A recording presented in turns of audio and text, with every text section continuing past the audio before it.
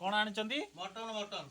अच्छा ठीक अच्छे फ्रेश है कि आसतु आ हाँ हाँ हेलो फ्रेंड्स शुभ सकाळ आपण को आज आउ एक नुआ ब्लॉग को स्वागत। आज देखिबा आज हमर स्कूल जड़े हिंदी सर आज अवसर ने से उपलक्षे आज ब्लॉग हवा जाऊँगी। आउ देखिपे भोजी तो आमर स्टार्ट हो गला। एठी भाई आमर आंब काटिबार व्यस्त ना टाकुआ हो गला संक्रांति गलानी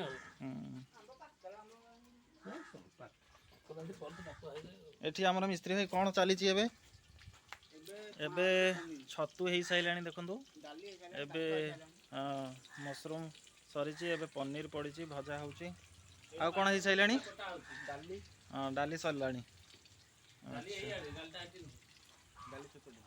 भात ना कि ये डाली देखी पड़ती हो सारे पलई आंब गोटा पलई आंब हेटा कि प्रकार आंब मो कहते बैगन पलई बड़ बड़ फल गुड़ा। हाँ हाँ हाँ बड़ बड़ गोलिया गुड़ा।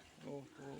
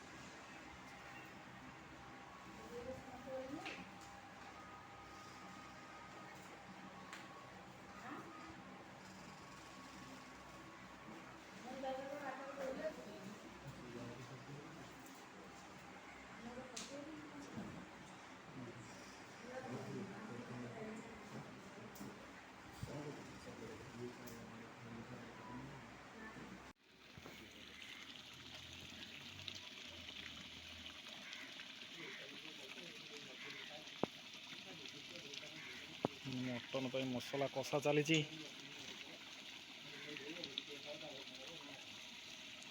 क्लास 1 रे आम समस्त एकत्रित होइछे अवसरकालीन संवर्धन सभा श्रीयुक्त अनंत प्रसाद नंद महाराज तेणु मु बर्तमान प्रथमे आम ये विद्यालय को अतिथि साथी आसीथिबा सम्मानस्पद सुखदेव राउत महोदय को मो विद्यालय तरफ स्वागत करुच्ची। आमर विद्यालय को पूर्व परिचालना कर साहय करते गणेश्वर महोदय स्कूल 1999 मसीह अष्टम क्लास शिक्षा आरंभ करी एखाने 92 मसीह दशम श्रेणी आम ये परिचय परवर्ती सम्माननीय सभापति महोदय उपस्थित गुरुजवृंद और आम जहाँ सहित अत्यधिक जड़ित थी श्रीजुक्त अनंत प्रसाद नंद सर हिंदी विभाग में आमको शिक्षा देते आम आरंभ तो मुझे स्कूल प्रथम आसती सार सहित खूब कम दिन भितर आटाच हो जाती आम आम बैच 1 2 3 1 नंबर जी छात्र से तो अष्टम 1994 मसीह आसिक एडमिशन कली सतानबे पास कली प्रथम आसती मो उपर भाई भी ये पढ़ुले माने से जानी जे मु आसुची बोली किंतु मु जेतो फास्ट आसिले मुंडिया मारले मो साहस आथिले तो गणेश्वर सामल एवं उपस्थित आलोचना कमिटर सभापति अखिल महोदय एवं आज अवसर ग्रहण करुवा विद्यालय अति आदरणीय शिक्षक श्रीयुक्त अनंत प्रसाद नंद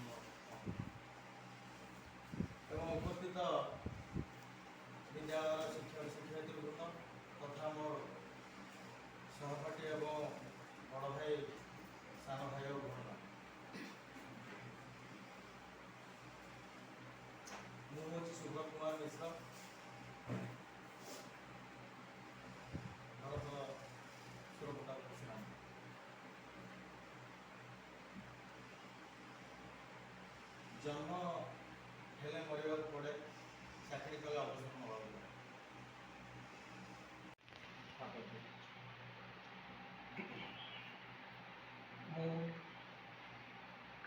ଏଜୁକେସନ୍ ଥିଲା 1990 ମସିହାରୁ 93 ମସିହା ପର୍ଯ୍ୟନ୍ତ ଏହି ବିଦ୍ୟାଳୟରେ ଛାତ୍ର ଥିଲେ।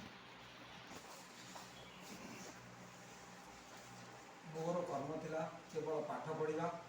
ବାପା କହିଥିଲେ ବାବା ଯାଆରେ ସେ ସ୍କୁଲରେ ତୁ ଯଦି ଛାତ୍ର ଜୀବନରେ ବଢ଼ିଆ ତଳେ ଅଛି ତାହେଲେ ଏହି 3 ବର୍ଷ ମୁଖ୍ୟତଃ ପରିଶ୍ରମ କରିବାକୁ ପଡ଼ିବ, କାରଣ ଯାହା ତମେ ପ୍ରାଥମିକ ଏବଂ ମଧ୍ୟ ଇଂରାଜୀ ବିଦ୍ୟାଳୟରେ ପାଠ ପଢ଼ିଥିବ ତାହା ସବୁବେଳେ ପିଲାଙ୍କ ଛୋଟ ଛୁଆଙ୍କର ବୁଦ୍ଧିରେ ସେ ଯିବ ଭାରି, କିନ୍ତୁ ପ୍ରକୃତର ଶିକ୍ଷାର ଆରମ୍ଭ ହେଉଛି ଏଇ ହାଇସ୍କୁଲ ମାନେ ଅଷ୍ଟମ ନବମ ଦଶମ। ସେତେବେଳେ ମଧ୍ୟ ଆମେ ଯେଉଁ ମାଟି ଘର ଥିଲା, ବର୍ଷା ହେଲେ ବି ପାଣି ପଡ଼ୁଥିଲା। ବହୁତ ଏଠି ଜଙ୍ଗଲ ଛୋଟ ଛୋଟ ବୁଦା ଥିଲା। ସେତେବେଳେ ସାର୍ ଥିଲେ ଆମର, ଆମକୁ ତ ପଢ଼ଉଥିଲେ ଏବଂ ହିନ୍ଦୀ ତ ପଢ଼ଉଥିଲେ।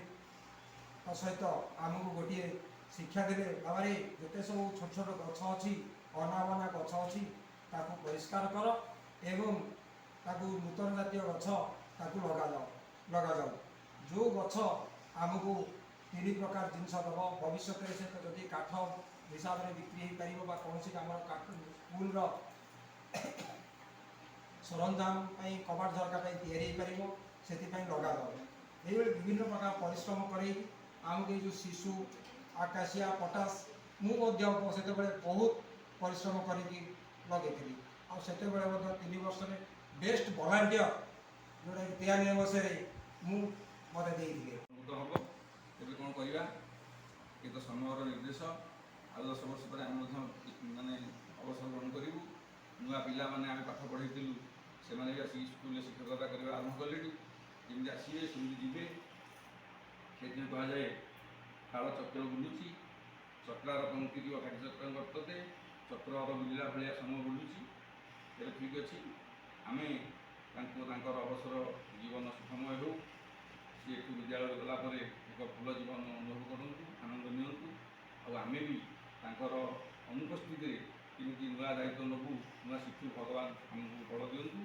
ଏତିକି କହି ମୁଁ ମୋର ପ୍ରୋସେସ୍।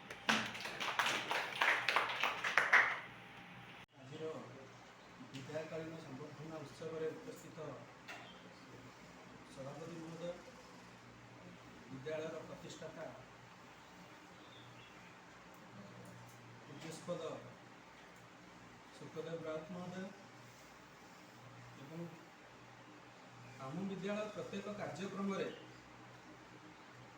ଅଂଶଗ୍ରହଣ କରୁଥିବା ପ୍ରଥମ ଏ ବିଦ୍ୟାଳୟର ସେକ୍ରେଟାରୀ ମଣିଶ୍ୱର ସାମଲ ମହୋଦୟ, ଆଲୁମିନି ପ୍ରେସିଡେଣ୍ଟ ମହୋଦୟ, ସରପଞ୍ଚ ମହୋଦୟ ଏବଂ ଆଜିର ବିଦାୟକାଳୀନ ସମ୍ବର୍ଦ୍ଧନା ଉତ୍ସବରେ ଉପସ୍ଥିତ ଥିବା ଆମ ନନ୍ଦ ସାର୍, ଆମେ ତ ସମସ୍ତଙ୍କ ଠାରୁ କିଛି କିଛି କଥା ଶୁଣିଲେଣି। ପୂର୍ବତନ ଛାତ୍ର, ତାଙ୍କ ପ୍ରିୟ ଛାତ୍ରମାନେ ସାର୍ଙ୍କର ଗୁଣଗାନ କରିବା ସହିତ ସେ କେମିତି ବିଦ୍ୟାଳୟ ପରିଚାଳନାରେ, ଶିକ୍ଷାଦାନ ପ୍ରଣାଳୀରେ ତାଙ୍କର କ'ଣ ଅଂଶ ଥିଲା ସେ ବିଷୟରେ ଆମେ କିଛି ଶୁଣିଲେ। ମୁଁ ସାର୍ଙ୍କ ସହିତ 1 ଦଶନ୍ଧି ଠାରୁ ଅଧିକା ସମୟ ପର୍ଯ୍ୟନ୍ତ କାର୍ଯ୍ୟ କରିଛି। ଆମକୁ ଦାୟିତ୍ୱ ଦେବା ପୂର୍ବରୁ ସେ ନିଜେ ବି ବହୁତ ଦାୟିତ୍ୱ ସମ୍ଭାଳି ନିଅନ୍ତି ସ୍କୁଲରେ। ଏଇଟା ଅଲରେଡ଼ି ପଦ୍ମ ସାର୍ କହିସାରିଲେଣି, କ'ଣ ଅଧିକ କହିବି। ସବୁଠି ସାର୍ଙ୍କର ହାତ ଅବଦାନ, ଏ ଗଛ ବୃଛଠୁ ଆରମ୍ଭ କରିକିରି କୋଠାବାଡ଼ି ମଣିଷ ମୂର୍ତ୍ତି ସ୍ଥାପନ ପର୍ଯ୍ୟନ୍ତ ସର୍ବପୁରାତନ ଶିକ୍ଷକ ଅନୁଷ୍ଠାନର ବହୁତ ଜଣଙ୍କୁ ମାର୍ଗଦର୍ଶନ ଦେଖାଇଛନ୍ତି, ଦେଖାଉଥିଲେ ମଧ୍ୟ। ଏବେ ବି ସୁଦ୍ଧା ଯେତେବେଳେ କିଛି କାମ ପଡ଼ିବ ପବ୍ଲିକଙ୍କ ସହିତ ଜଡ଼ିତ, ଆମେ ନନ୍ଦ ସାର୍କୁ ହିଁ ଲୋଡ଼ୁ। ସାର୍ଙ୍କ ସହିତ ଯୋଗାଯୋଗ, ସାର୍ ତାଙ୍କର ଯୋଗାଯୋଗ କରିକି ଡାକି ଦିଅନ୍ତି ପିଲାମାନଙ୍କୁ, କାରଣ ଆମେ ଜାଣିଛୁ ସାର୍ଙ୍କର ରିଲେସନ୍ଟା ଆମ ଅପେକ୍ଷା ବହୁତ ଭଲ ପବ୍ଲିକଙ୍କ ସହିତ। ମୁଁ ସବୁବେଳେ ଆମେ ସାର୍ଙ୍କୁ ହିଁ ଛାଡ଼ି ଦେଉ ପବ୍ଲିକକୁ ଫେସ୍ କରିବା ପାଇଁ। କିନ୍ତୁ ସିଏ ଏଠି ବି ଆମର ଢାଲ ସଦୃଶ ଥିଲେ, ଯଦି କିଛି ବିପଦ ଆସୁଥିଲା ଆମକୁ ମଧ୍ୟ ସେ ସୁରକ୍ଷା ଦେଉଥିଲେ। ବହୁତ କିଛି ଆମର କାମ ମଧ୍ୟ ଲାଘବ କରୁନଥିଲେ, ଯେଉଁଟା ପଦ୍ମନାଭ କହୁଥିଲେ। କ'ଣ ଅଧିକ କହିବି, ମୁଁ ଏତିକି ଚାହୁଁଛି, ମୁଁ ବି ଆଶା କରୁଛି, ସାର୍ ବି ଆଗରୁ କହିଛନ୍ତି ଯେ ରିଟାୟାରମେଣ୍ଟ ପରେ ଗାଁରେ ସେ ଯାଇ ରହିବେ। ମୁଁ ବି ଆଶା କରୁଛି ସାର୍ ଗାଁରେ ରୁହନ୍ତୁ, ଆଉ ମୋର ଭେଟଭାଟ ସାର୍ଙ୍କ ସହିତ ଅଧିକାଂଶ ଟାଇମ୍ ହୁଏ। ଜଞ୍ଜାଳ ସାରିଦେଇ ପୁଅ ବାହାଘରଟି ସାର୍ ଗାଁକୁ ପଳେଇଲେ ମୋ ସହିତ ସେଠି ଦେଖା ସାକ୍ଷାତ ନିଶ୍ଚିନ୍ତ ହେବ। ଖାଲି ପିଠିରେ ହାତ ଥାପୁଡ଼ିଟେ କହିବେ, ଦୀପକ କେମିତି ଅଛୁ। ମୁଁ ସେତିକିରେ ବହୁତ ଆନନ୍ଦିତ ହେବି। ଭଗବାନଙ୍କ ନିକଟରେ ପ୍ରାର୍ଥନା ସାରଙ୍କର ଅବସର ସମୟଟି ଆନନ୍ଦରେ କଟୁ, ଖୁସିରେ କଟୁ। ଧନ୍ୟବାଦ। ନୀଳାଚଳ ନିବାସାୟ ଜଗନ୍ନାଥାୟ ତେ ନମଃ। ନୀଳାଚଳ ନିବାସାୟ ନିତ୍ୟାୟ ପରମାତ୍ମନେ ବଳଭଦ୍ର ସୁଭଦ୍ରାଭ୍ୟାଂ ଜଗନ୍ନାଥାୟ ତେ ନମଃ। ଜଗନ୍ନାଥାୟ ତେ ନମଃ। ଆଜି ଯେଉଁ ବିଦାୟକାଳୀନ ସଭାର ସଭାପତି ଏବଂ ଏ ବିଦ୍ୟାଳୟର ପ୍ରତିଷ୍ଠାତା ଏବଂ ଆଲୁମିନି ପ୍ରେସିଡେଣ୍ଟ ସରପଞ୍ଚ ମ୍ୟାଡ଼ାମ ଆଉ ମୋର ସହକର୍ମୀ ସହଧର୍ମୀ ଏବଂ ପୁରାତନ ଛାତ୍ରମାନଙ୍କୁ ହାର୍ଦ୍ଦିକ ଅଭିନନ୍ଦନ, ଶୁଭେଚ୍ଛା ଜଣାଉଛି। ଆଜି ଯେଉଁ ସଭାଟି ଅନୁଷ୍ଠିତ ହେଇଛି ଆମର ନନ୍ଦ ସାରଙ୍କର ଅବସରକାଳୀନ ସଭା, ମୁଁ ତ ଏ ବିଦ୍ୟାଳୟକୁ ଡିସେମ୍ବର 21ରେ ଜଏନ୍ କରିଛି। ସେଇଦିନ ଠାରୁ ଏପର୍ଯ୍ୟନ୍ତ ନନ୍ଦ ସାର୍ ସଦାବେଳେ ଆମକୁ ସାନ ଭାଇ ଭଳିଆ ଦେଖିଛନ୍ତି ଏବଂ ସବୁ କାମରେ ସହଯୋଗ କରି ଆସିଛନ୍ତି। ତାଙ୍କ ଗୁଣ କ'ଣ କହିବି, ସେ ସବୁବେଳେ ଆମକୁ ଯେଉଁଭଳିଆ ସହଯୋଗର ହାତ ବଢ଼ାଇଛନ୍ତି ଏବଂ ମୋତେ କହିଲେ ଯେ ଲାଇବ୍ରେରୀରେ ଯଦି କୌଣସି ଅସୁବିଧା ହେଲା ଯେତେବେଳେ ସାର୍ ଡାକିବେ ମୁଁ ଆସି ପହଞ୍ଚିବି ଆପଣଙ୍କ ପାଖରେ, ତା'ର ସମାଧାନ କରିଦେବି। ତେଣୁ ଏଭଳିଆ ସାହାଯ୍ୟକାରୀ ବ୍ୟକ୍ତିଙ୍କର ଯେତେବେଳେ ଅବସରକାଳୀନ ସମୟ ଆସିଛି, ଯେତେବେଳେ ନିର୍ଦ୍ଧାରିତ ସମୟ, ତେଣୁ ସାର୍ଙ୍କର ବିଦାୟ ସମୟ ହୋଇଯାଇଛି, ସେ ବିଦାୟ ନେବେ, କିନ୍ତୁ ତାଙ୍କର ସହଯୋଗ ଏବଂ ଭଲ ପାଇବା ଆମର ସଦାବେଳେ ମନେ ପଡ଼ିବ। ପ୍ରତ୍ୟେକ ମୁହୂର୍ତ୍ତରେ ସାର୍ଙ୍କ କଥା, ଆଉ ସାର୍ଙ୍କର ସବୁଠୁ ବଡ଼ ଗୁଣ ହେଲା ପଙ୍କ୍ଚୁଆଲିଟି। ଏ ସାର୍ ମୁଁ ଯେଉଁ ଦିନଠୁ ଆସିଛି ମୁଁ ଦେଖିଛି ସାର୍ ମଧ୍ୟ ସଦାବେଳେ ସେଇ 9:15ରୁ 9:30 ଭିତରେ ନିଶ୍ଚିତ ଭାବରେ ବିଦ୍ୟାଳୟ ଭିତରେ ପହଞ୍ଚନ୍ତି। ଆମେ ମଧ୍ୟ ସେଇ 9:15ରୁ 9:30 ଭିତରେ ପହଞ୍ଚୁ। ଉପସ୍ଥିତ ଅତିଥି, ଆଜି ସଭାଟି ଅନନ୍ତ ପ୍ରସାଦ ସାର୍ ସରପଞ୍ଚ ମହୋଦୟ ତଥା ଅନ୍ୟାନ୍ୟ ଉପସ୍ଥିତ ଆମର ଶିକ୍ଷକ ବୃନ୍ଦମାନଙ୍କର ବିନିଷ୍ଟ ପ୍ରଣାମ। ଆଜି ହେଉଛି ଆନନ୍ଦ ପ୍ରଦର୍ଶନ ମାନଙ୍କର ବିଦାୟକାଳୀନ ସଭା। ନନ୍ଦ ସାର୍ଙ୍କ ବିଷୟରେ କହିଲେ ବହୁତ ଦୁଃଖ ଲାଗେ। ମୁଁ ଯେତେବେଳେ ପ୍ରଥମେ ଆସିକି ଜଏନ୍ କଲି ଭୋକେସନାଲରେ 3 ବର୍ଷ 2019 ମସିହାରେ ଜଏନ୍ କଲି ହେମନ୍ତ ସାର୍। ସେ ସବୁବେଳେ କୋଅପରେଟ୍ କରନ୍ତି, ସେ କହନ୍ତି ବିୟୁଟି ଇଜ୍ ଗଡ୍। ତମ